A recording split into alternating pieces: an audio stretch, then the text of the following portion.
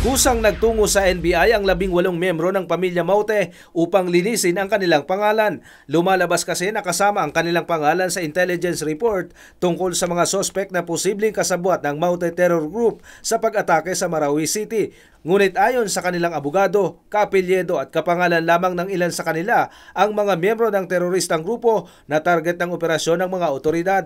Mga lehitimong negosyante umano sila na mula sa Mulondon, Lanao del Sur. Hindi nila kaanak at mula sa ibang angkan ang mga Maute na mula sa Butig, Lanao del Sur na kalaban ngayon ng tropa ng pamahalaan.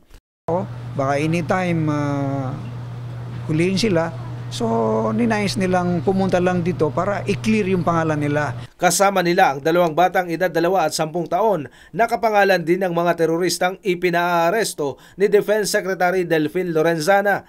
Ayon kay Secretary Vitaliano Aguirre, dadaan pa rin sa investigasyon ng NBI ang mga ito bago masabing wala silang kaugnayan sa teroristang grupo. Kinakailangan pong ipatupad yun, kaya kinakailangan magkaroon ng investigasyon, although sila ay nag-voluntary surrender lamang. Ayon pa sa kanilang abogado, nagtungo ng Maynila ang pamilya Maute dahil papunta sana sila ng Saudi Arabia para sa isang religious pilgrimage. Mula sa lungsod ng Maynila, ako si Roderick Mendoza, humahataw sa balita.